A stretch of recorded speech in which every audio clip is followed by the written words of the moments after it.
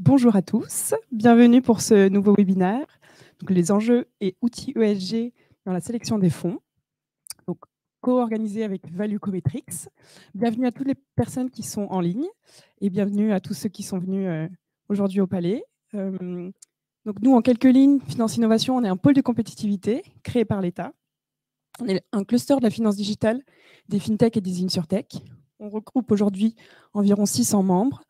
Et on accompagne donc les startups dans leur développement, dans leur recherche de financement, dans leur recherche de visibilité, et les grands groupes dans leur transformation digitale. Donc, je suis ravie d'avoir aujourd'hui tous ces intervenants avec nous. Et n'oubliez pas, la semaine prochaine, donc le 26 mars, 23, excuse-moi, 23 mars, le Cyber Day, donc au campus cyber à la Défense. N'hésitez pas de vous inscrire, on a un code de gratuité, donc écosystème, venez nombreux, ça va être très intéressant, on a un programme en ligne. Voilà, donc n'oubliez pas de vous inscrire et suivez toutes nos actualités via nos réseaux sociaux, notre newsletter. Et si vous souhaitez être adhérent au pôle, vous pouvez nous contacter directement. Voilà, on fait beaucoup de choses. Voilà. Donc je vous laisse la parole à Mathilde qui va modérer cette table ronde. Merci à tous encore d'être là avec nous. Au revoir.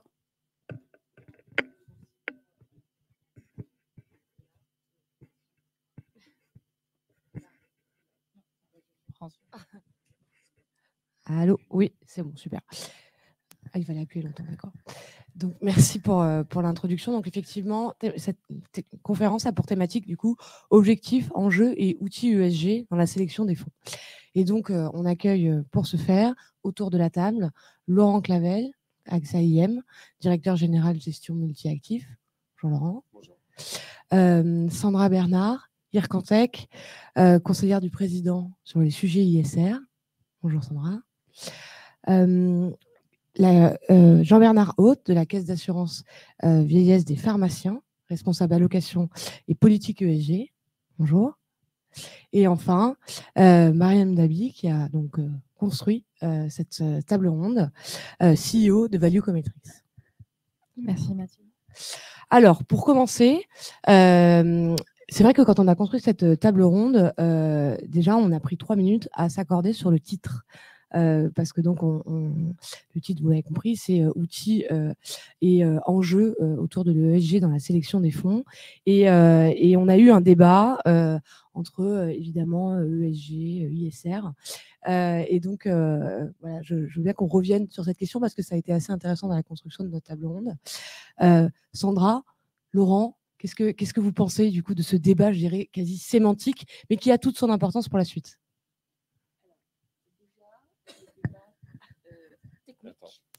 Merci. Oui, donc effectivement, lorsqu'on a préparé cette table ronde, il y avait vraiment cet aspect sémantique parce qu'aujourd'hui, moi qui suis maintenant un petit peu côté investisseur institutionnel, j'assiste finalement à pas mal de confusion dans l'utilisation des termes sémantiques. Et donc, cette confusion apporte au bruit et finalement, à la fin, on ne comprend plus rien, on ne sait pas ce que l'autre veut dire en employant les mêmes termes. Donc, derrière chaque concept, en fait, on s'aperçoit que les gens désignent une chose pour une autre chose. Donc, le gros souci, c'est de ne pas mélanger ce qu'on appelle enjeu objectif avec stratégie et avec outils d'analyse. Et quand on parle de ESG, finalement, il y a une confusion des gens entre objectif ESG, enjeu ESG, stratégie ESG, mesure ESG. Et donc là, je voudrais qu'effectivement, on restabilise bien le débat. On peut avoir des objectifs. Ce ne sont pas des objectifs ESG. Ça peut être des objectifs d'environnement, de climat, social ou des objectifs économiques. Ensuite, il y a une stratégie d'investissement ou une stratégie de production de biens et services qui est mise en place en fonction des objectifs que l'on s'est assignés. Si ces objectifs portent sur l'environnement et la société, le social, à ce moment-là, on est sur une stratégie qui s'assimile à la responsabilité sociale des entreprises. Et là, je voudrais faire aussi un point sur la dérive sémantique de la RSE. C'est-à-dire qu'au départ, on est parti de responsabilité sociale des entreprises. Ensuite, il y a eu une évolution sémantique de cet acronyme qui a dit responsabilité sociale et environnementale. Ensuite, on est passé à responsabilité sociétale et environnementale. Et on en a oublié l'entreprise, alors qu'au départ, c'était vraiment le E de l'entreprise. Et d'ailleurs, quand on prend les termes en anglais, on est bien sur du Corporate Sustainable Responsibility. Donc, l'acronyme anglais, la traduction en anglais, garde bien le terme du corporate qui est entreprise. Et ensuite, il y a donc cette RSE qui met en place finalement dans l'outil de production cette stratégie qui intègre l'objectif que l'on recherche, donc social et environnemental. Et ensuite, il y a toute la partie analyse. Et donc, pour un investisseur, il va utiliser l'outil de l'analyse ESG, donc c'est-à-dire l'outil du filtre ESG, des facteurs environnement, social et gouvernance, pour analyser, évaluer la RSE des entreprises pour savoir s'il va investir ou pas et si c'est conforme finalement à ses objectifs. Et après, il y a la partie interprétative. Et donc, quand on a tout ce cheminement, on peut s'apercevoir que l'objectif qui est recherché par l'entreprise dans sa RSE n'est pas finalement le même que l'objectif recherché par l'investisseur lorsqu'il va investir dans l'entreprise. Il y a autant d'objectifs que d'acteurs. Il faut juste qu'on soit conscient qu'il y a une multiplicité d'acteurs. Et le dernier point que je voudrais vraiment souligner, c'est qu'une société cotée qui a sa RSE a plusieurs investisseurs. Un investisseur, dans son portefeuille, a plusieurs sociétés. Donc, le champ des possibles est énorme pour se rencontrer ou ne pas se rencontrer dans cette démarche RSE et dans l'analyse ESG. Voilà, j'ai peut-être pris beaucoup de temps, mais... Non, mais c'est très bien parce que ça pose le débat. Ça, c'est la vision d'un détenteur d'actifs, un asset owner en anglais. Et je vais essayer de donner la vision du gérant, donc de l'asset manager. Moi, ce qui me frappe dans ce qu'on fait en ESG, c'est qu'on s'est mis très rapidement d'accord sur le quoi et comment. Donc, très vite, on s'est mis à discuter le comment, c'est-à-dire qu'est-ce qu'on met. Donc, assez vite, c'est une discussion sur les fameux KPI.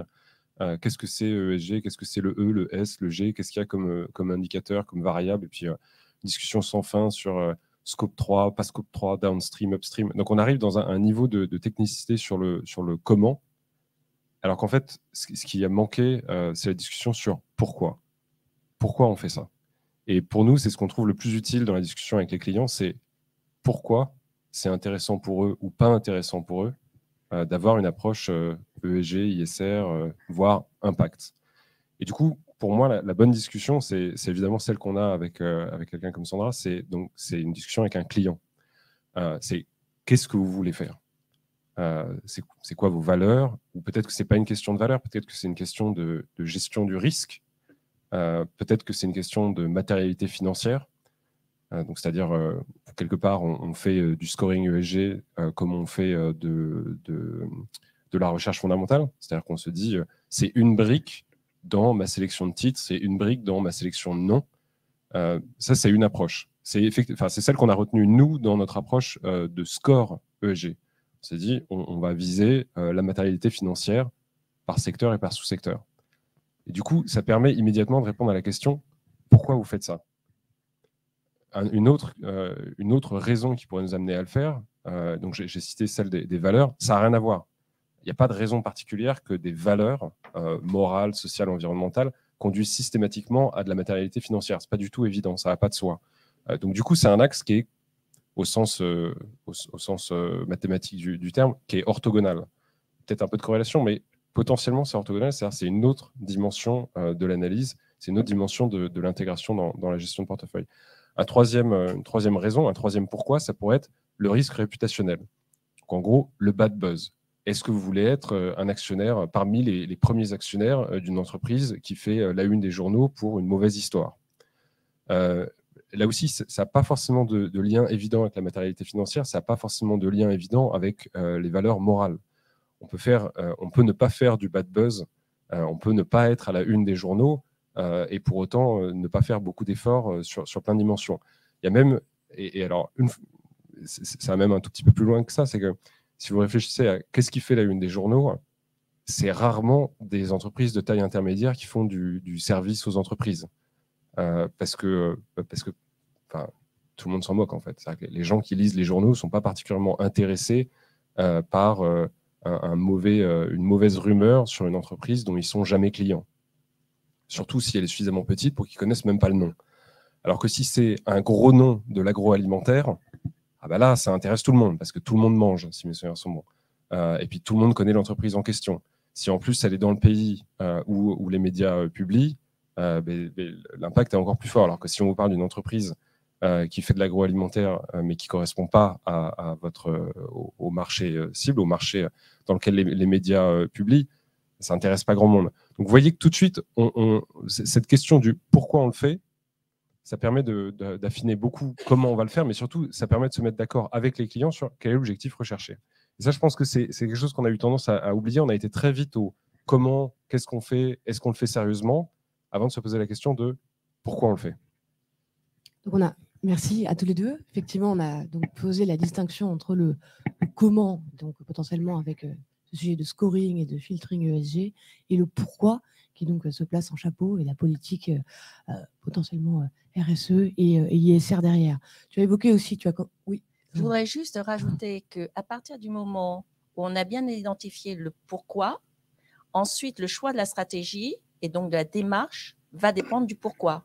Et donc, en fonction du pourquoi, on va mettre en place soit une démarche responsable en tant qu'investisseur ou acteur économique, parce qu'un investisseur, c'est un acteur économique. Il a lui-même une chaîne de transformation de l'argent, un outil de production, ou une démarche durable, ou une démarche impact.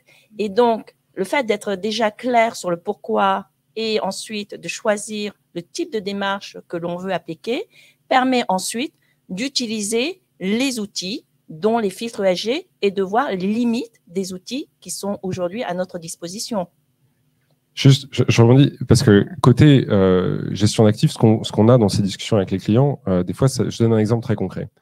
On a un client qui est très engagé sur la transition énergétique et qui nous dit « Je veux que le mandat que je vous confie, le portefeuille, vienne alimenter la transition énergétique. » Mais ce n'est pas du tout évident de savoir ce que ça veut dire, en fait. Parce que le réflexe pour beaucoup de gens, c'est je vais enlever les plus gros pollueurs de la planète. Donc les plus gros émetteurs de gaz à effet de serre. Ce n'est pas du tout évident que c'est comme ça qu'on finance la transition énergétique. Parce que, alors, pour tous les gens qui ont déjà regardé le sujet, si l'objectif, c'est de faire un filtre et d'enlever tous les gros émetteurs, en fait, ce que vous faites fondamentalement, c'est un filtre sectoriel.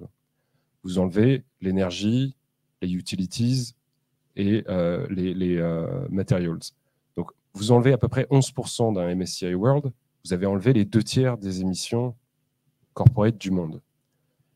Est-ce que vous avez contribué à la transition énergétique? Je ne crois pas, en fait. Parce qu'en fait, à la fin, si on enlevait ces secteurs de l'économie mondiale, le reste des secteurs ne survit pas. On ne sait pas vraiment faire fonctionner l'économie réelle sans énergie. Donc l'enjeu, ce n'est pas ça. C'est les secteurs qui émettent beaucoup de carbone, comment eux, ils transitionnent. Après, on peut avoir un client qui dit « Non, mais moi, ça ne m'intéresse pas. Ce qui m'intéresse, c'est j'ai un risque qui s'appelle le prix mondial du carbone, j'ai peur qu'il monte, et à ce moment-là, je ferai des pertes. Donc, vos histoires de financer la transition énergétique, c'est fascinant, mais moi, ça ne m'intéresse pas. Ce que je veux, c'est éviter ce risque. » Mais là, on est arrivé, grâce à cette discussion sur le pourquoi, qu'est-ce que vous voulez faire? Pourquoi vous le faites? Si c'est parce que moi, je m'inquiète du prix du carbone et je ne veux pas prendre ce risque dans mon bilan, on a une solution très simple qui est faire un fonds low carbone. On se dit, voilà, on évite ce risque. Et du coup, on ne contribue pas au financement de la transition. Ou alors, vous nous dites, ah ben, en fait, moi, ce qui m'intéresse, c'est de financer la transition. Et dans ce cas-là, on va chercher des solutions et les meilleurs acteurs dans un domaine où il y a des émissions. Et ça crée une discussion qui est en fait assez intéressante. Alors, tu peux préempter la partie suivante, mais non, mais il n'y a pas de problème. Et alors, effectivement, on voulait revenir sur éventuellement le conflit d'intérêts qu'il pouvait y avoir entre l'asset manager et l'asset owner, l'orthogonalité potentielle entre les fameuses valeurs du client et les valeurs, si tant est qu'il y en ait, de l'asset manager et de l'asset owner, et de comment on faisait pour finalement réconcilier l'ensemble dans une politique qui fasse du sens économiquement, parce que finalement, là, on est quand même, voilà, on n'est pas dans un débat philosophique sur, enfin, ou pas simplement, sur qu'est-ce que la responsabilité sociétale. Il y a aussi des acteurs économiques autour de la place, et donc qu'est-ce qui fait du sens globalement, mais en utilisant du coup des moyens financiers et économiques. Donc je me tourne vers vous, Jean-Bernard, en tant que cet honneur de votre côté. Comment vous faites pour finalement arriver à converger avec potentiellement l'asset manager avec lequel vous travaillez, et si vous ne convergez pas, qu'est-ce qui se passe in fine concrètement? Donc, par rapport à cette question, c'est vrai qu'au niveau d'un asset owner, il y a deux grandes catégories de fonds qui sont d'un côté les fonds dédiés et de l'autre les fonds ouverts. C'est clair que pour les fonds dédiés, la discussion en fait peut être extrêmement riche avec l'asset manager pour pouvoir y arriver. Et c'est vrai que de notre côté, on sélectionne des asset managers qui sont en phase avec ce sur quoi nous voulons avancer au niveau des idées. Après, au niveau des fonds ouverts, là, à ce moment-là, on a plus quelque chose sur, je dirais un peu sur étagère, et après, on prend ou on ne prend pas sur le produit. Ensuite, je dirais en fait, par rapport au conflit d'intérêts, par rapport à cela, je voudrais d'abord dire qu'on est sur des sujets qui sont extrêmement complexes, extrêmement multidimensionnels, et que déjà avoir un dialogue avec différents asset managers est extrêmement important. Et c'est vrai que de notre côté, on met beaucoup l'accent sur le dialogue. Pardon. Merci. On met beaucoup l'accent sur le dialogue avec les asset managers pour pouvoir avancer. C'est vrai que lorsqu'on est confronté à un problème particulier, là, à ce moment-là, en interrogeant 3 ou 4 asset managers, on commence à avoir une vision, une vision enfin, un peu en relief de la problématique. Et le but du jeu, c'est surtout de coopérer avec eux pour pouvoir avancer sur ces sujets-là. On ne va pas pouvoir faire les choses tout seul. Et en fait, l'un des exemples, très concret, plus en aval, c'est par exemple sur l'Assemblée générale de Danone l'année dernière, où c'est d'abord un asset manager, Fitrust, qui a relevé une problématique particulière à l'entreprise, qui a déposé une résolution. On a été 5, avec l'IRCantec, avec OFI, avec Mirova, avec Fitrust et la CAVP, a déposé cette résolution. On a regroupé 0,5% du capital. Et puis ensuite, on a pu avoir 59% en Assemblée générale, un vote positif de 59%. Et donc, c'est justement cette coopération entre asset owner et asset manager qui permet d'avancer sur ces différents sujets. Alors pour la petite histoire, pas de chance, le seuil était à 66%. Mais c'est absolument pas grave parce que l'entreprise, en fait, l'a bien entendu et a modifié son règlement intérieur, ce qu'elle pouvait faire sans changer les statuts, puisque les statuts doivent passer devant une assemblée générale. Donc, je pense qu'au niveau engagement, même si l'entreprise fait semblant de ne pas entendre ce qui est dit par les asset owners ou les asset managers, c'est extrêmement important de l'exprimer, et cela peut porter ses fruits en fait à plus ou moins long terme. Donc au niveau en fait coopération, après en fait au niveau conflit d'intérêts, je dirais que l'un des zones de discussion avec les asset managers, et notamment sur les reportings, puisque le but, c'est possible que en fait, une simplification du reporting soit un peu plus facile pour l'asset manager. Donc, et je voudrais dire que c'est aux asset owners aussi d'être, je dirais en fait, d'avoir une exigence bienveillante par rapport au sujet, de bien essayer de comprendre en fait toutes les problématiques qu'il y a par rapport en fait à un sujet donné, et puis de pousser les choses pour que l'asset manager puisse bien reporter. Et c'est vrai que souvent en fait quand on approfondit un sujet, eh bien en fait on va trouver d'autres dimensions, et ça peut aussi porter du fruit à la fois au niveau financier et au niveau extra-financier. Merci. Alors, à travers l'exemple finalement que vous donniez de Danone, on comprend bien que la convergence entre l'asset owner et l'asset manager peut avoir un impact sur les politiques qui sont mises en place derrière. Et alors, Mariam, je me tourne vers toi. Comment on fait finalement pour s'assurer, non pas ex post, que potentiellement on converge, mais éventuellement dès le départ? Merci Mathilde.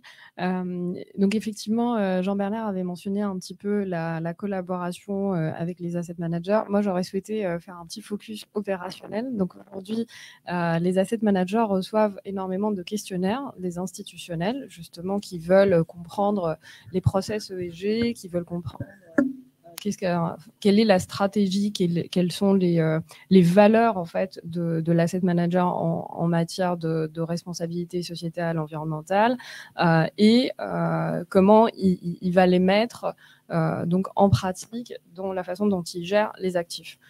Quelle est la gouvernance aussi de la société de gestion? Est-ce que c'est le gérant lui-même qui va faire l'analyse ESG ou est-ce que ça va être un analyste indépendant? Comment un analyste communique avec le gérant? Quelles sont les règles en fait qui vont finalement permettre la prise de décision? Donc tout ça, c'est des informations qui sont très importantes pour un institutionnel dans son choix de l'asset manager et pour comprendre est-ce que les valeurs de l'asset manager, de la société de gestion sont en adéquation avec ses valeurs à lui ou pas. Alors, du coup, quand on a fait le tour de la place, on a vu donc un asset manager recevait une centaine de questionnaires et finalement, ces questionnaires, c'est un petit peu les mêmes avec certaines spécificités. Donc, du coup, ce qu'on s'est dit, c'est qu'on allait créer un méta-questionnaire pour simplifier la tâche, justement, comme tu l'évoquais, Jean-Bernard, de l'asset manager en matière de reporting, mais aussi finalement de diligence.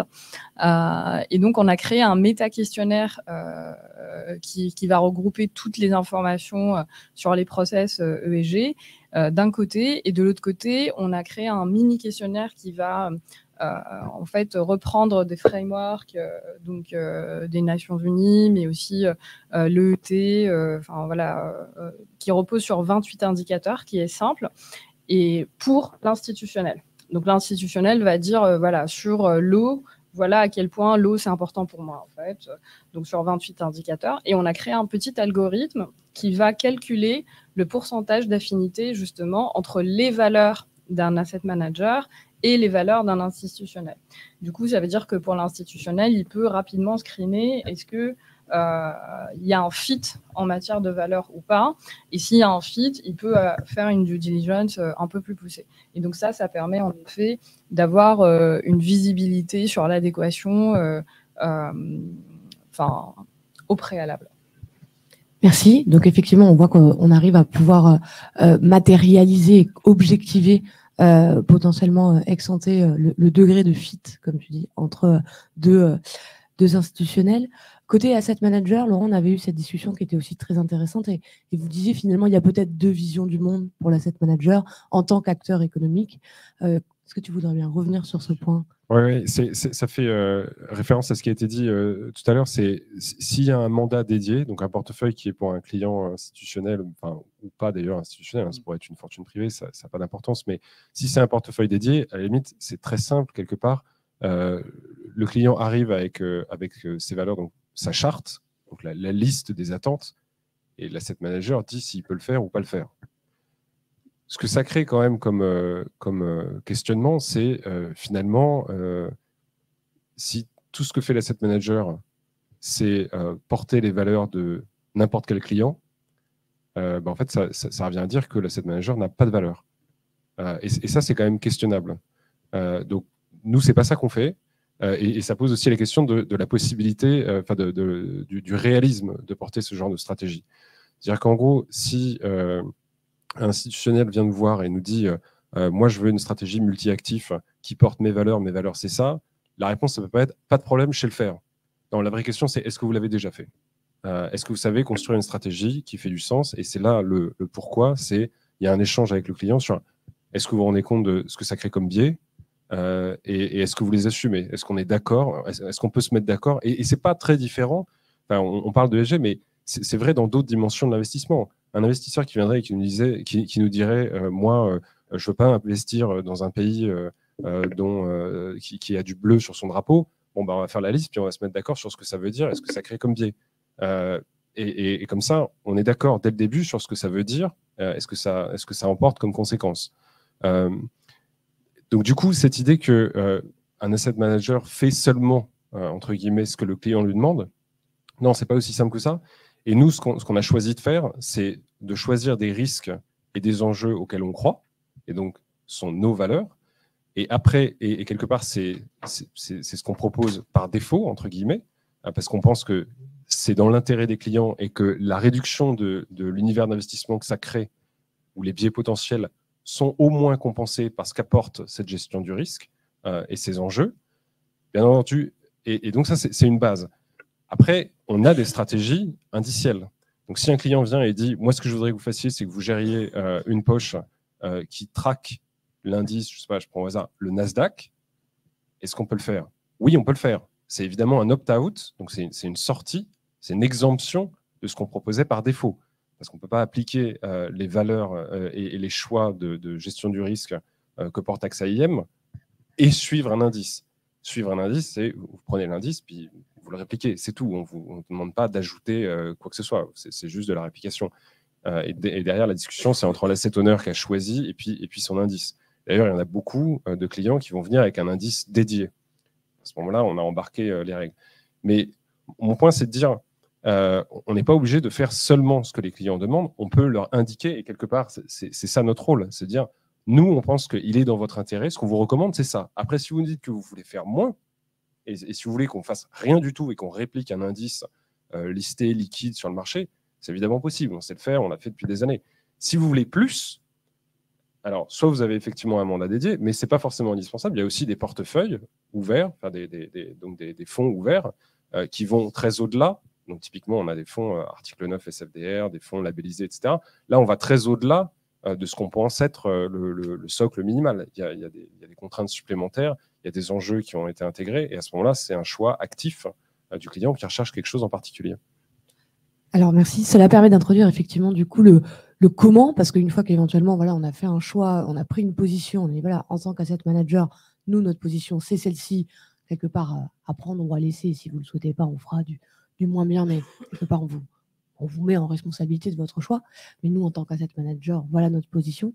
Après, la question, c'est est-ce qu'on est capable de backtester cette position? Et donc, ça pose la question du backtesting, finalement, de ces fameux scoring ESG, des moyens qui sont mis en place, finalement, auprès de l'industrie pour pouvoir notamment suivre cette potentielle performance et ce positionnement qui se veut, du coup, avec un angle différenciant. Et donc, la question qu'on s'est posée, c'est déjà, est-ce qu'on est capable de backtester ces scoring ESG, première chose. Deuxième chose, faut-il standardiser la notation ESG, à l'instar de ce qui a été fait sur d'autres notations, notamment les notations de crédit. Et enfin, est-ce que c'est possible? Donc, tu évoquais tout à l'heure, et tu commençais à le faire, finalement, le fait que peut-être ce qu'il fallait regarder pour backtester ces scorings, c'était la mesure des risques, finalement, que l'on voulait mettre en face. Et donc, cette fameuse double matérialité. Peut-être tu veux y revenir en quelques mots.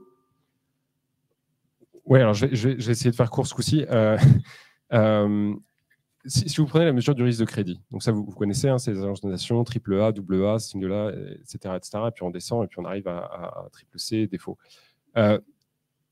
Ça répond bien, on a bien répondu collectivement à la question pourquoi on le fait. C'est une estimation ex ante d'un risque de probabilité de défaut. Okay, et a posteriori, on peut regarder, alors pas nom par nom, hein, parce que soit on fait défaut, soit on ne fait pas défaut. Comme m'avait expliqué mon père quand j'avais 5 ans, le monde n'est pas un monde probabiliste. Au niveau quantique, si, mais au niveau macro, non. Et donc, vous ne pouvez pas faire 40% de défaut. Vous faites défaut, vous ne faites pas défaut. Par contre, ce qu'on peut regarder ex post, c'est dans le bucket, dans l'ensemble des noms qui étaient notés, par exemple, triple B, c'est quoi la quantité de défauts. Et donc, c'est une estimation a posteriori de l'estimateur ex ante de la probabilité. Dit autrement, la proportion de défaut est assimilable à ce que c'était que la probabilité ex ante du défaut. Et ça, en termes de loi des grands nombres, ça fait du sens. Et effectivement, c'est des grands nombres puisqu'il y a beaucoup d'entreprises. Si je transpose la question à l'ESG, c'est, prenons un exemple simple, AXA. C'est une très bonne entreprise. Aujourd'hui, le score ESG d'AXA, si on prend un provider, un fournisseur en français de score ESG, AXA a un très bon score ESG, 9 sur 10 à peu près, hein, si on prend par exemple un fournisseur de score. Dans un an, dans 6 mois, dans un an, dans 2 ans, comment je saurais en tant qu'investisseur que c'était le bon score? Pourquoi pas 5, 2 ou 0? c'est très important ce point parce que, comme l'avait dit Galilée, si a posteriori vous ne pouvez pas dire que le score était faux, alors ce score n'a aucune valeur. C'est-à-dire que ce soit 9, 5 ou 0, c'est pareil, c'est immatériel. Et donc, il faut se mettre d'accord, ex ante, sur ce que veut dire ce 9.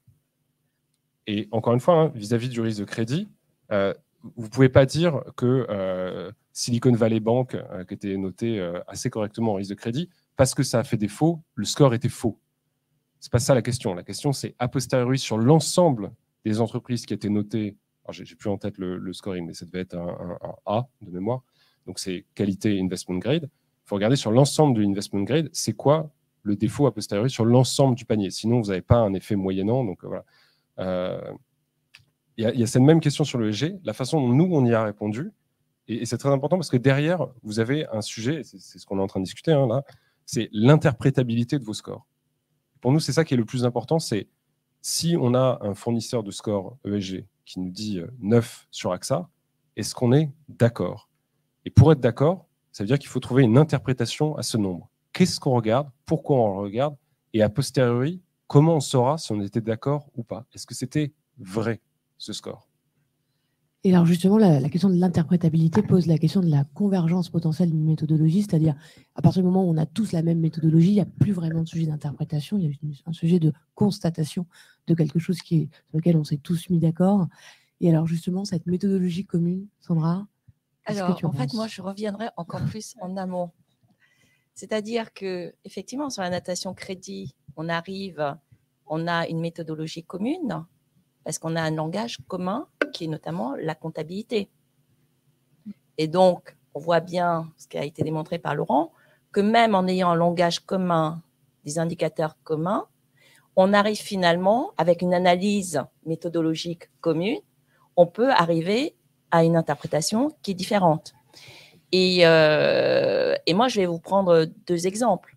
On voit très bien que même dans la comptabilité, alors moi, je suis plus sur les actions, donc en haut de bilan, lorsqu'on fait une analyse d'une entreprise, on voit très bien que même dans la comptabilité, qui est un langage commun, selon que l'entreprise évalue ses stocks en LIFO ou en FIFO, first in ou first out ou last in, first out, vous allez déjà avoir une image de la situation économique de l'entreprise qui va être différente. Ensuite, au niveau de la valeur des actifs, selon que vous prenez les normes IFRS en coût, marché, valeur de marché, ou les normes comptables françaises ou européennes en valeur historique, vous aurez aussi une autre image de l'entreprise.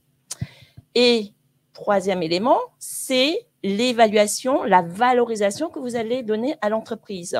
Donc là aussi, il y a des méthodologies qui sont bien cadrées, méthodologie active du bilan, par DCF, free cash flow, par actualisation des dividendes. Et là encore, vous allez avoir des résultats qui sont différents.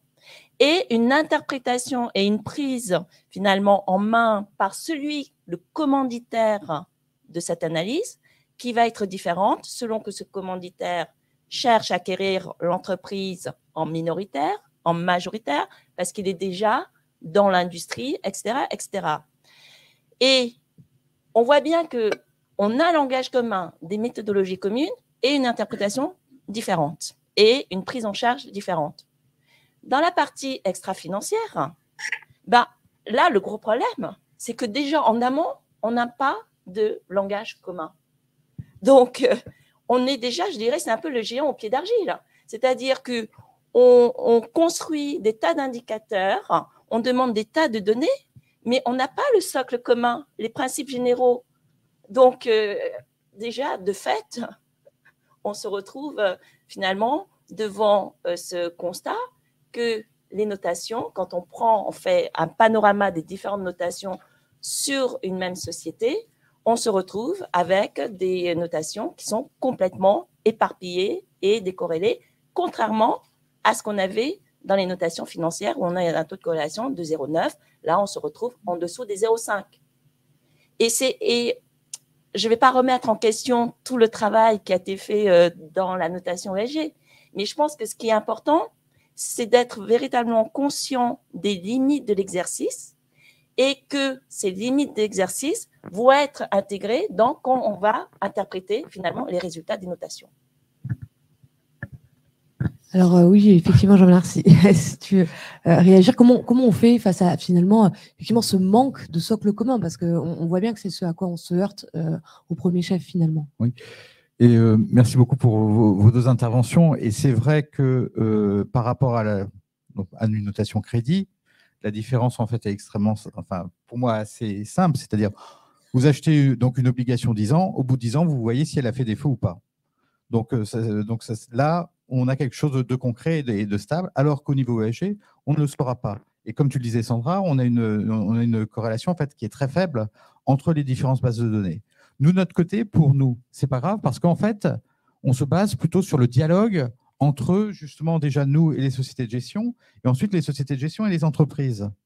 C'est-à-dire que pour nous, on a notre propre méthodologie. Alors, on a pris le même thermomètre donc pour l'ensemble des fonds que l'on a, l'ensemble des valeurs que l'on a, ce qui nous permet d'avoir une cohérence, mais on sait très bien qu'il faut la prendre avec d'énormes pincettes.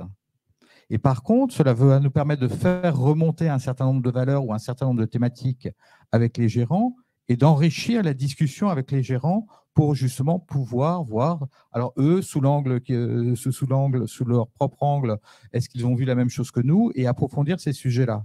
On a beaucoup plus en fait cette approche-là que de se dire, voilà, en fait, c'est le vrai indicateur, absolument. Juste pour vous donner un petit exemple, en fait, au niveau de la F2I, de l'Association française des investisseurs institutionnels, on se dit, la température, c'est bon, c'est carré, on arrive, tout le monde parle d'une température, etc. Donc, on a fait l'exercice l'année dernière. L'un de nous a fait l'exercice au niveau de son propre portefeuille, de le faire analyser par 2 providers différents, dont l'un des providers avait changé de méthodologie et donc avait 2 méthodologies. Et donc pour son portefeuille, il a le même portefeuille, il a trouvé 1,7 degré, 2 degrés et 2,4 degrés. Alors à votre avis, lequel va-t-il prendre dans son reporting? Bon. Merci, effectivement, c'est relativement éloquent. Moi, je vais rajouter un autre exemple. Et vous prenez, parce que moi, j'étais amenée à faire une évaluation de mon émission de CO2 pour une activité que j'ai à côté de mon statut de conseillère. Donc, en fait, j'ouvre une carrière et je dis, le fait d'ouvrir cette carrière de pierre, comme je n'aurai pas le transport, je vais finalement faire une économie d'émissions de CO2. Donc, je vais sur Internet, je trouve le logiciel de Géodis et je calcule. Et donc, j'arrive, par exemple, à 10 tonnes.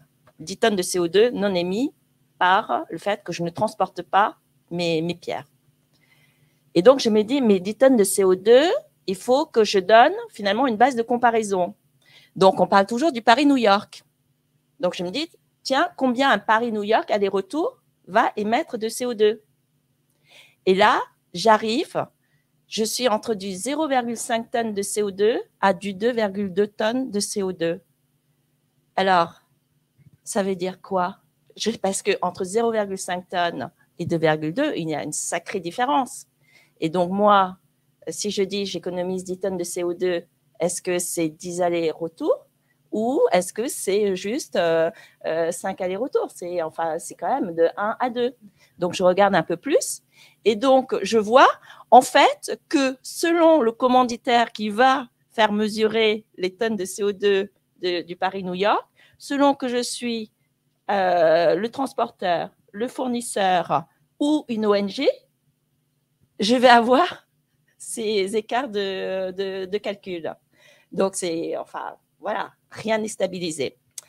Et la deuxième chose que je voudrais rajouter par rapport à ce que tu as dit, Jean-Bernard, en fait, se pose la question de la confiance. C'est que comme on est sur des éléments subjectifs, l'interprétation repose sur la confiance. Et là, je voudrais prendre l'exemple du juge d'instruction. Le juge d'instruction, quand il étudie un dossier, il ne va pas le modéliser. Il se fait, à un moment donné, il a un certain nombre de faits et ensuite, il se fait son intime conviction. Et son intime conviction, elle est, si je peux dire, elle n'est pas modélisable. Et nous, en tant qu'investisseurs, on doit, en étant conscient que finalement, il y a plusieurs interprétations possibles parce qu'il y a des méthodologies qui sont différentes, à un moment donné, on va se faire notre intime conviction et on va jouer le rôle de la confiance, c'est-à-dire oui, j'y crois ou non, je n'y crois pas.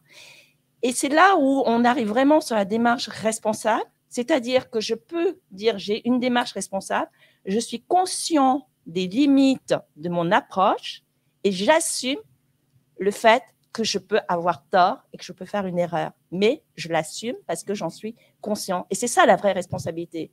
On ne vous reprochera jamais d'avoir fait une erreur. Par contre, ce qu'on vous reprochera, c'est de ne pas avoir pris conscience que vous pouvez avoir des limites dans votre process. Je suis complètement d'accord avec. En fait, en logique mathématique, en logique pure, il n'y a qu'une seule façon de ne pas faire d'erreur, c'est de ne jamais rien faire. Ça, voilà. Donc, du coup, à partir du moment où vous acceptez d'intégrer un enjeu, vous savez que c'est pas que vous pouvez vous tromper, c'est vous allez vous tromper. C'est forcé. Le hit ratio à 100%, c'est une fantaisie de l'esprit, ça n'existe pas. Et donc, parce qu'on a eu ce genre de débat sur l'ESG où on voit arriver, donc je prends un exemple, Wirecard. Est-ce que Wirecard, c'était un événement ex post ESG? Déjà, là, on pourrait un grand débat parce qu'on en arrive à, encore une fois, pourquoi on fait de l'ESG? Et c'est une bonne question, parce que du coup, si on pense que le Wirecard, c'est un événement G dans le ESG, ben, on a répondu à une partie de la question du pourquoi on fait de l'ESG. Mais imaginons que la réponse soit oui. Donc, c'est un événement G, c'est un événement ESG, ex post, on a un bon exemple.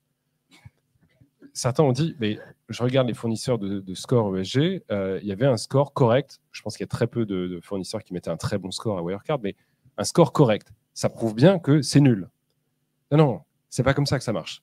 Parce qu'à ce tarif-là, il fallait jeter toutes les agences de notation de crédit quand il y a eu le scandale Enron. Je rappelle que Enron, une semaine avant sa faillite, était noté AAA.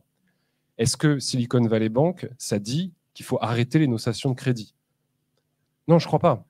Je ne crois pas parce que quand je regarde a posteriori sur un échantillon large, c'est-à-dire que j'accepte que je puisse me tromper de façon ponctuelle, mais qu'en moyenne, il y a un contenu informationnel, ça marche, ça fonctionne. Donc la vraie question, c'est est-ce qu'il y a un contenu informationnel dans ces métriques?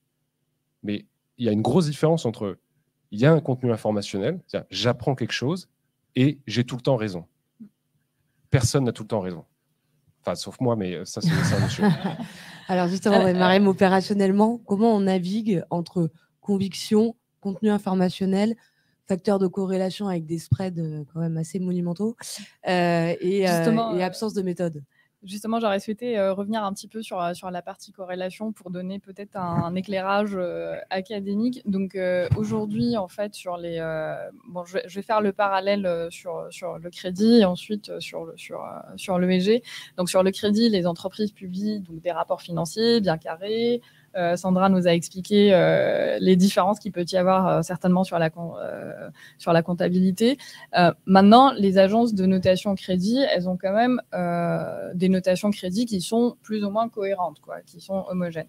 Et par contre, après, les investisseurs, les banques, les asset managers vont avoir des analyses crédit en interne qui sont différentes parce que justement, ils vont étudier si c'est en first in, first out ou en last in, first out, ou ils vont regarder les méthodologies. Donc, ils vont avoir en fait des interprétations qui sont différentes.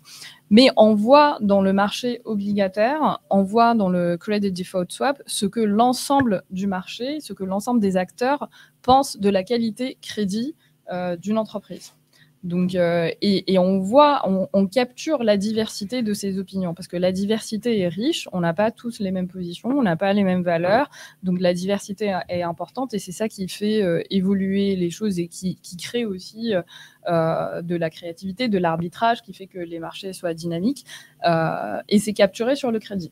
Maintenant, si on fait le parallèle en fait avec l'ESG, donc les entreprises publient des rapports RSE, des Sustainability Reports. Ensuite, les agences de notation vont capturer donc ces données et vont créer des notations. Alors, les notations, Florian Berg du MIT et son équipe ont publié un rapport qui s'appelle Aggregate Confusion, donc la confusion agrégée. Ils ont calculé la corrélation entre les scores de S&P, Moody's, Sustainalytics et MSCI en 2017. Donc la corrélation était à 57%. Ils ont refait le même exercice en janvier de l'année dernière et la corrélation était à 60%. Et alors, ils expliquent justement dans le dernier papier de l'année dernière, à quoi est due cette corrélation faible.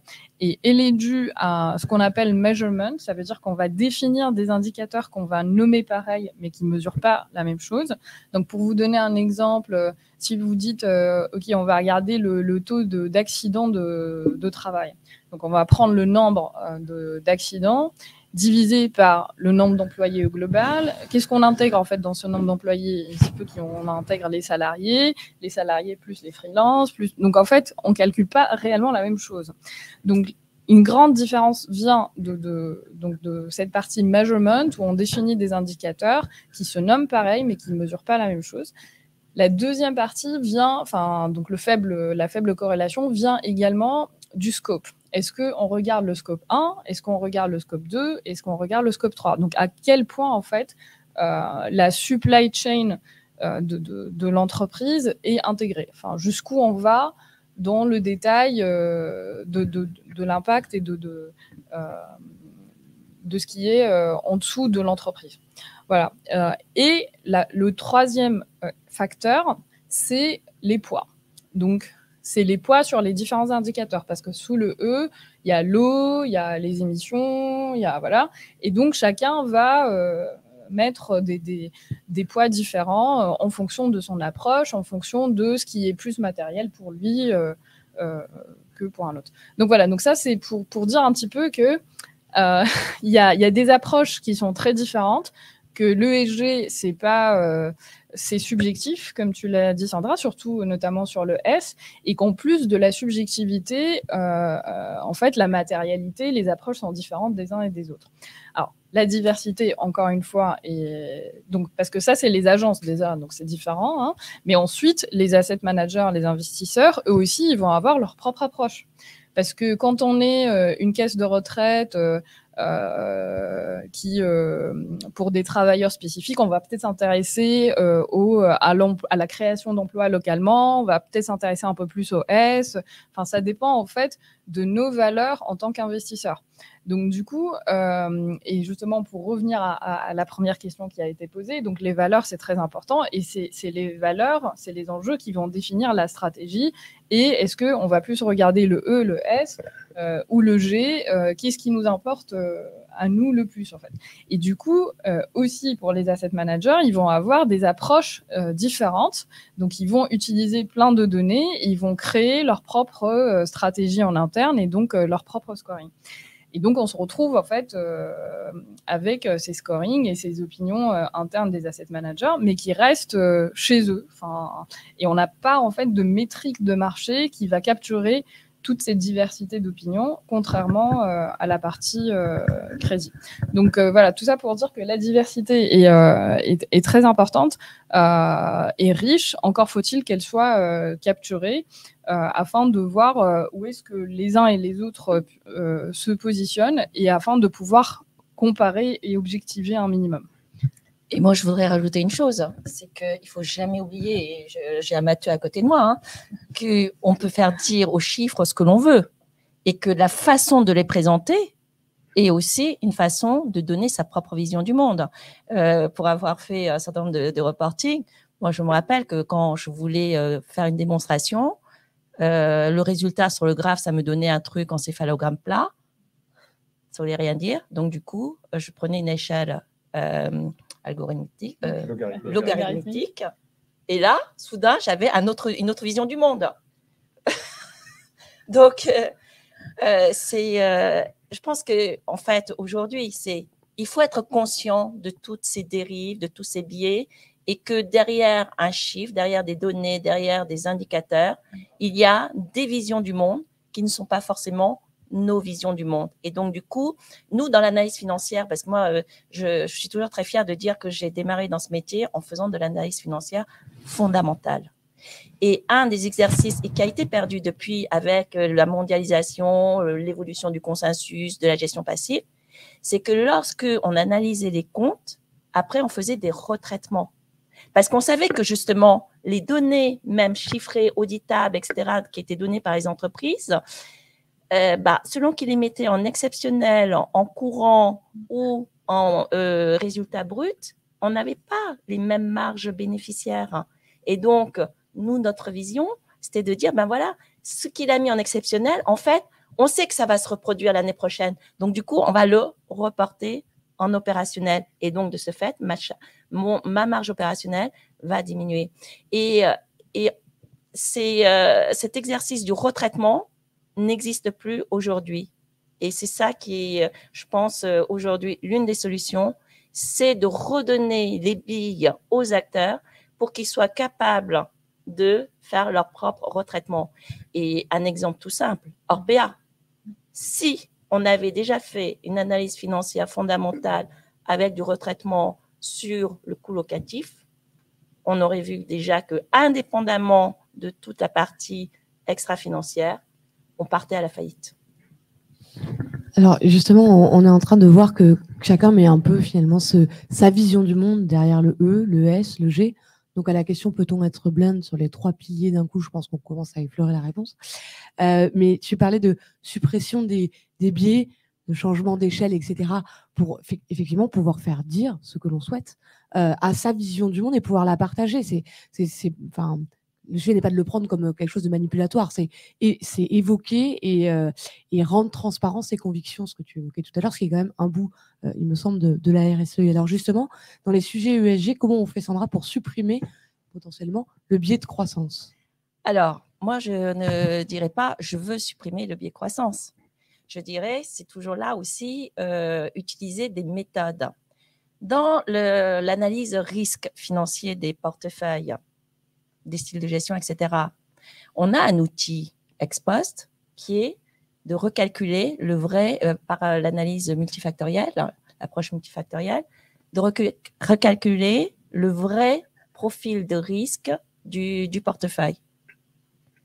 Et donc, ça permet de requalifier, si je puis dire. On nous dit, mon style de gestion, il est gross. Et en fait, quand on prend cette analyse multifactorielle, on s'aperçoit que le biais caché, c'est du momentum. Au moins, on le sait. C'est bon. Donc, du coup, on retraite. Dans l'approche extra-financière, avec les 3 piliers E, S, G, moi, en fait, quand je suis arrivée conseillère auprès du président, j'ai demandé à certains acteurs, puisque je viens du monde de la gestion d'actifs, j'aurais dit, mais vous dites que vous avez une notation ESG et que vous êtes plutôt environnement. Est-ce que vous pouvez recalculer et me dire quel est le biais caché? Alors au début, ça surprend. Oui, mais quand même, dérouler tous les sous-indicateurs, vous en avez un certain nombre, parce qu'à force d'agréger, finalement, on s'y perd. Donc, vous déroulez tout et vous me dites quel est votre biais caché. Et là, la plupart sont revenus en me disant, en fait, on croyait être environnement, mais on est vachement plus gouvernance. Voilà. Et alors justement, sur le G, magnifique transition, Jean-Bernard, le G, est-ce qu'on a plus de chances quelque part de croiser du G dans l'industrie financière et dans la matérialité financière que de croiser, on viendra après, du E et du S? Alors, sur cette question, je dirais que le G est un peu la mère du E et du S. C'est-à-dire, en fait, il faut avoir une bonne gouvernance pour ensuite pouvoir développer, donc au niveau de la gouvernance, il y a une vision au niveau de la RSE de l'entreprise ou au niveau de la société de gestion, pour pouvoir décliner les différents facteurs. Donc pour nous, c'est extrêmement important. Voilà, comme le disait ma grand-mère, un escalier, ça se balaye par le haut. Donc il faut déjà en fait qu'à ce niveau-là, ça soit effectivement bien réalisé. Ensuite, sur les différents facteurs, on peut effectivement en fait avoir le E, le S, et je voulais souligner qu'en ce moment, on a une opportunité un peu unique au niveau du S, d'avoir le S et la performance financière qui soient alignés. Pourquoi? Parce qu'on a la chance d'avoir un taux de chômage qui est bas Et donc, ce qui fait que pour que les entreprises puissent être attractives, eh bien, en fait, il y a toute la dimension justement de prendre soin de ses salariés, de ses forces vives, pour justement pouvoir développer et donc gagner de nouveaux marchés. Et donc, sur ce sujet-là, un exemple, je suis désolé, c'est encore Danone, mais c'est vrai que quand Danone est passée entreprise à mission, ce qui est extrêmement intéressant, c'est qu'elle a fait un saut de 15 ou 20 places dans les choix préférentiels des jeunes diplômés. Ce qui veut dire que donc ils vont capter et donc ils vont être beaucoup plus attractifs vis-à-vis de jeunes diplômés pour pouvoir en fait développer par la suite tel ou tel sujet. Donc j'ai effectivement en premier, mais après en fait les deux autres dimensions qui sont importantes. Merci.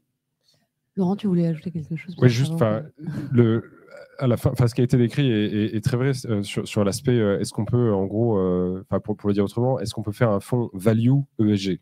La réponse est oui, une fois qu'on s'est mis d'accord que c'est ça qu'on essayait de faire.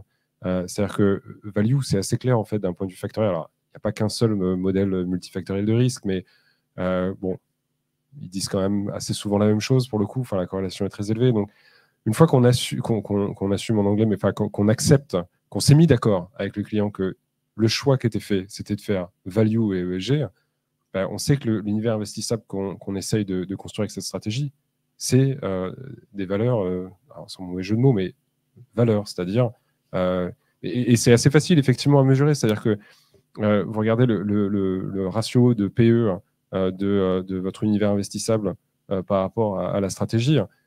Si la stratégie a un ratio de PE moyen très au-dessus, c'est un peu difficile de défendre que vous êtes sur une stratégie value. C'est pas ça en principe, une stratégie value. Là, on peut rediscuter de ce que c'est que la value, mais a priori, c'est pas ça que vous jouez. À l'inverse, si on vous demande une stratégie croissance et que vous regardez la croissance entendue des bénéfices ou la croissance réalisée des bénéfices, on peut se mettre d'accord sur les métriques aussi, et que là encore, vous êtes en dessous de votre univers investissable, l'évidence, c'est que vous n'avez pas vendu, vous faites pas ce que vous avez vendu.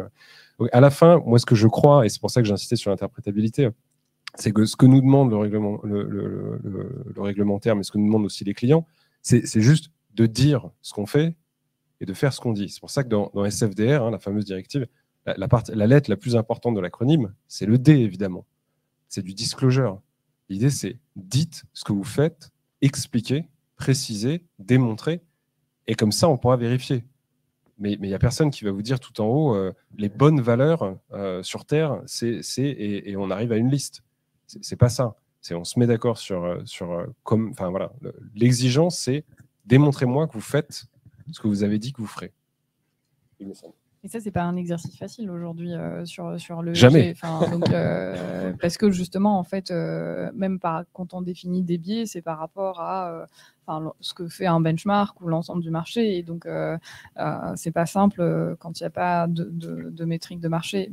D'ailleurs, mon associé, il a publié un article sur les biais dans l'ESG. Donc, parce que nous, ce qu'on essaie de faire, c'est vraiment amener une métrique de marché, justement, où on voit l'ensemble des stratégies et donc où se situent les stratégies moyennes. Et donc, les biais peuvent être définis par rapport à ces stratégies moyennes.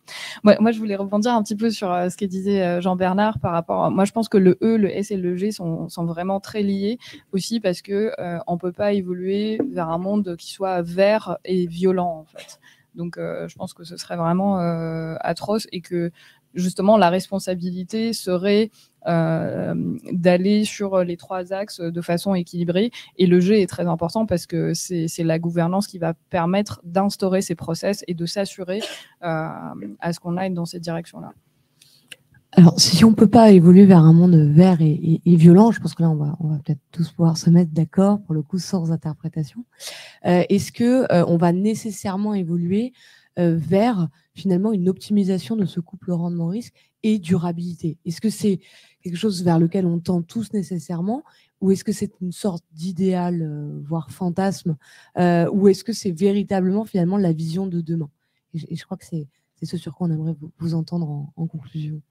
Je continuerai. Moi, je pense que la durabilité déjà présente un risque aussi financier. On l'a vu par exemple sur Téléperformance. Donc, il y avait le ministre du Travail colombien qui avait tweeté que ils allaient commencer une investigation sur les conditions de travail chez Téléperformance en Colombie, et le résultat était que l'action a chuté de 30%. Donc là, on a un événement ESG, mais qui se matérialise directement par un risque financier.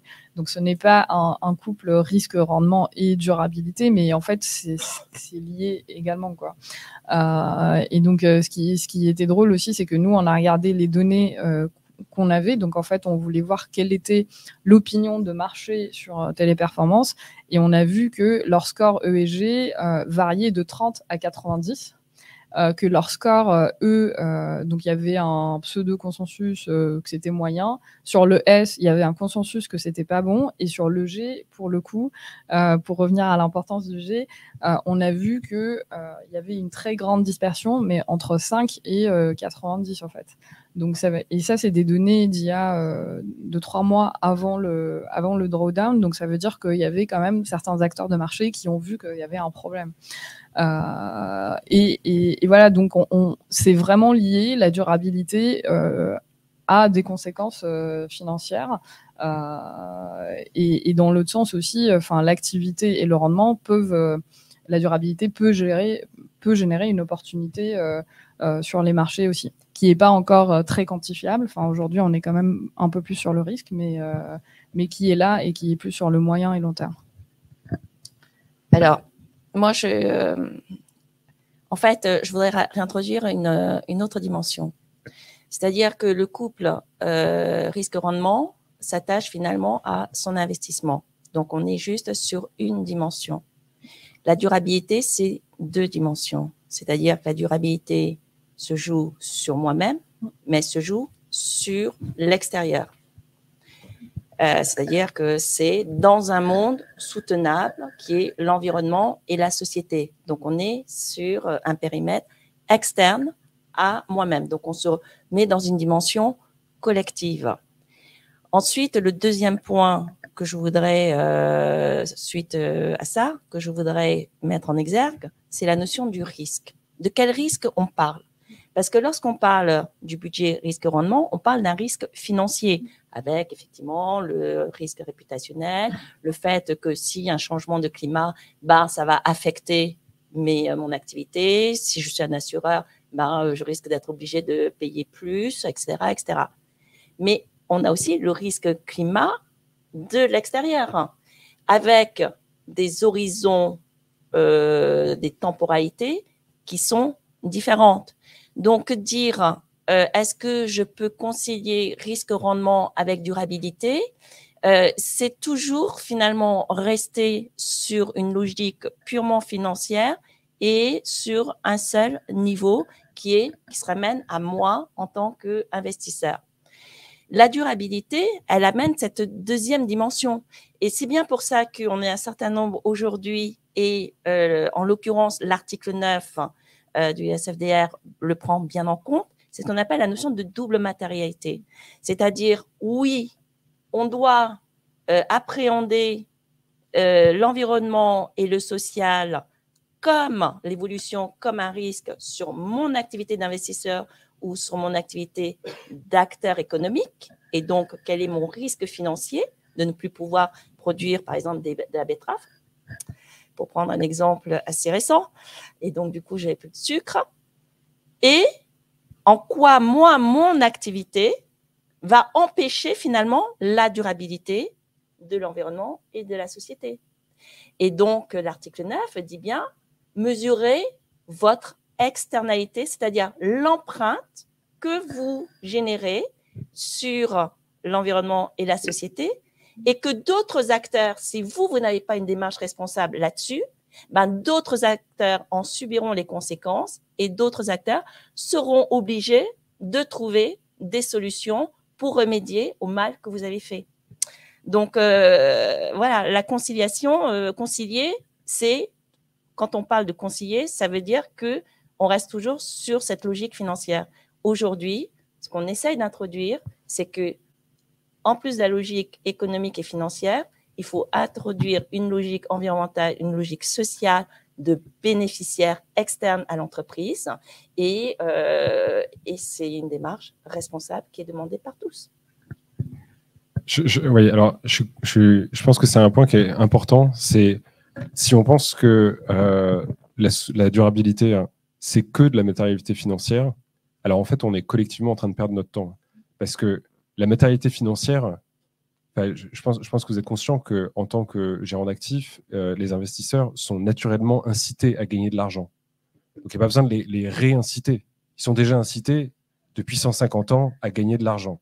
C'est-à-dire, les banquiers lombards essayaient déjà de gagner de l'argent au XVIe siècle. Donc, dans ce cas-là, il n'y a pas d'enjeu et on se retrouve dans le jeu du bourgeois gentilhomme où on a toujours fait de la prose sans le savoir. Et là, d'un seul coup, on appelle ça de l'ESG, mais en fait, on en faisait déjà. Et le G, pour ça, c'est typique. C'est-à-dire que, oui, un analyste crédit qui découvrirait en 2023 que c'est important la gouvernance, il est urgent de le licencier. Parce que ça fait des années qu'il fallait parler de gouvernance. Donc, je suis entièrement d'accord. C'est-à-dire qu'il y a une dimension qui est collinéaire, c'est-à-dire similaire à de l'analyse financière, à de l'analyse de sélection de valeur, donc de l'analyse fondamentale, comme ça a été très bien dit. Et puis, il y a une dimension qui est orthogonale au sens statistique du terme, c'est-à-dire ça n'a rien à voir. Ce n'est pas corrélé, c'est un choix. Et donc, nous, chez Axelium, on a eu par exemple ce client privé. Ce n'est pas juste une histoire d'institutionnel. On a un client privé, fortune privée, qui est venu nous voir et qui nous a dit, voilà, moi, mon objectif financier, c'est tant de rendement avec tant de risques. Jusqu'à là, on est dans une notion de portefeuille. Mais par ailleurs, je voudrais que vous investissiez mon argent au bénéfice de la planète et de la société. Voilà. Deux choses. Un, ça veut dire qu'il va falloir qu'on se mette d'accord sur ce que ça veut dire. Comment on va le mesurer ex post, hein, ça, voilà. Et deux, il a fait quelque chose qui est assez inattendu, mais que moi, je trouve très intéressant en termes de changement dans les clients qu'on a. C'est qu'il nous a dit, je vais vous rémunérer là-dessus. Donc, je vais faire ce qu'on appelle des performance fees, donc une rémunération à la performance extra-financière. Donc, c'est parce que la rémunération sur la performance financière, ça existe depuis que la finance existe. Hein. C'est-à-dire qu'en gros, on vous dit, il faut faire Libor plus 3%, et si vous êtes au-delà, vous récupérez 10, 20% de l'argent que vous faites au-dessus. Ça existe depuis la nuit des temps. Et c'est logique, c'est un partage quelque part de la valeur, partage de la création de richesses additionnelles, partage de l'alpha. Sur la partie extra-financière, c'est assez récent. Il y a des institutionnels qui nous l'ont demandé, et là, on se retrouve avec même des clients privés, et si vous parlez avec des millennials, vous apercevrez que personne ne souhaite jeter son argent par la fenêtre, et surtout, s'il souhaite le faire, c'est-à-dire s'il veut faire un don, je ne suis pas convaincu qu'il passera par un asset manager pour le faire. Il existe d'autres organisations davantage spécialisées dans le caritatif, et donc assez naturellement, ils pourront faire des dons à des gens dont l'objectif principal, sociétal, c'est d'aider. Dans ce cas-là, il n'y a pas de rendement financier. Donc ça, c'est un extrême. Puis à l'autre bout, vous avez l'extrême de la personne qui n'en aurait rien à faire. Mon point, c'est de dire que en fait, la proportion de gens qui en ont rien à faire, et je ne parle pas seulement des institutionnels qui ont des instances paritaires, mais même les gens, les vrais gens, hein, vous et moi, il y a ce décalage qui est en train de se faire où les gens disent, bon, je ne veux pas non plus que vous jetiez mon argent par la fenêtre, donc on va se mettre d'accord sur un objectif de gestion, un objectif financier, mais je veux aussi voir un autre objectif, et je suis d'accord, il n'est pas collinaire, ce n'est pas la même chose, c'est une autre dimension. Alors, juste en clin d'œil, ce client dont tu parlais, c'est pas d'Ircantec. Parce qu'effectivement, c'est ce qu'on a mis en place. Et en fait, dans cette gestion, c'est en fait ce qu'on appelle la gestion sous contrainte. C'est-à-dire, nous avons un budget risque-rendement à respecter parce que nous sommes une caisse de retraite complémentaire et que notre mission, c'est d'assurer le pouvoir d'achat de nos retraités, de nos affiliés lorsqu'ils arriveront à la retraite. Donc ça, c'est notre mission première. Mais en même temps, nous avons une charte ISR, nous avons une politique climat, politique sociale. Et donc, ce que nous souhaitons, c'est que vous gériez en fonction de ce budget risque-rendement sous contrainte de notre ADN. Et parce que vous gérez sous contrainte de notre ADN, ben on va faire un partage de valeur.